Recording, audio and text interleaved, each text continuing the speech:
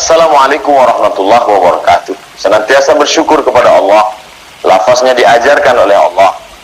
Nabi menyampaikannya sebaik-baik syukur dengan ucapan Alhamdulillahirrabbilalamin. Bersolawat selalu dikirimkan kepada Rasulullah SAW. Allahumma salli ala Sayyidina Muhammad wa ala ali Sayyidina Muhammad. Dulu kambing itu ada yang dipotong telinganya pada masa musyrik jahiliyah, yang dipersembahkan untuk berhala, Lata, Uzza, Manat, Hubal, Jibti, Taut, Nahab.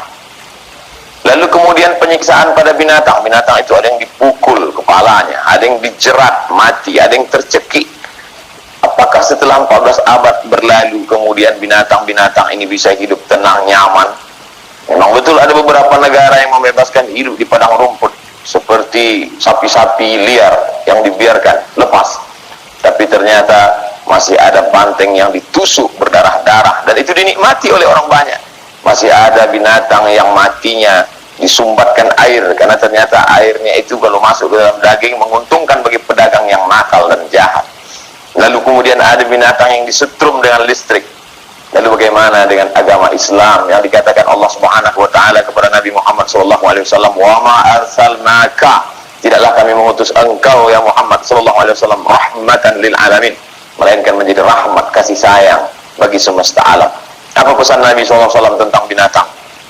"Idza qataltum fa ahsinul qitlah." Kalau kamu membunuh, bunuh dengan baik.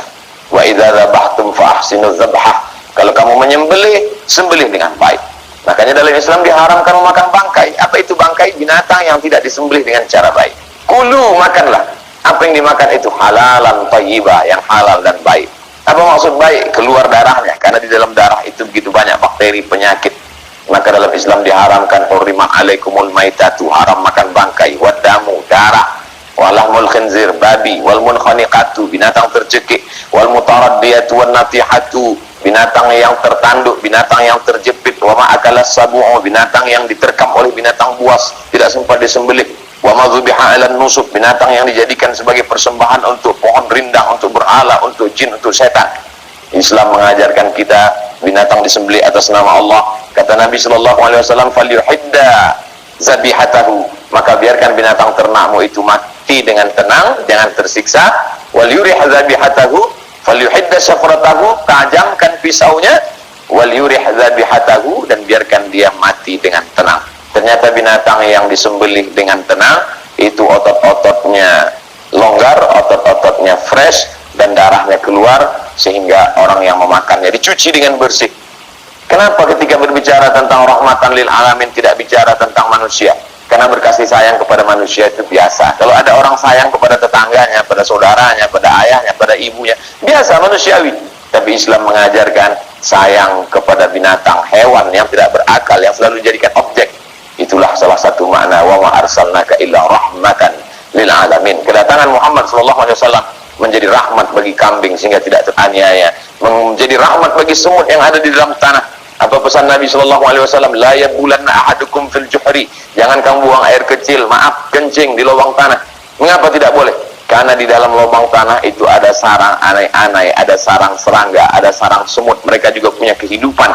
Pernahkah kita berpikir tentang kehidupan hewan makhluk Allah yang kecil? Seringkali orang menganggap yang punya kehidupan hanya manusia saja. Ada datang seorang sahabat ketika dalam perjalanan musafir panjang, dia hidupkan obornya, lalu dia nyalakan di bawah sarang semut. Dia senang melihat semut itu lari tunggang langgang, lintang pukang. Dia senang melihat semut itu kocar kacir. Lalu apa kata Nabi SAW? "La yu'adzibu bin nar illa rabbun nar." Tidak boleh menyiksa dengan api kecuali Rabb, Allah pemilik api, Allah yang menundukkan api. Hanya Allah saja yang berhak untuk membakar manusia dengan api neraka jahanam karena perbuatan maksiat, salah, dan dosa-dosa. Kedatangan Muhammad SAW menjadi rahmat bagi semut, bagi serangga yang ada di dalam lubang tanah yang tidak terlihat oleh manusia. Bahkan ketika beristinja, bersuci, membuang kotoran dengan menggunakan batu. Ketika tidak ada batu, ada tulang-tulang kering. Nabi berkata, "Innahu ta'amu ikhwanikum," sesungguhnya tulang-tulang itu adalah makanan saudara-saudara kamu. Siapa saudara kita? Saudara tertua. "Minal jinnati," dari kalangan jin, wan nas. "Qul inni jama'atil jinnu," dari kalangan jin. "Wa ma khalaqtul jinna," tidaklah kami ciptakan jin dan manusia.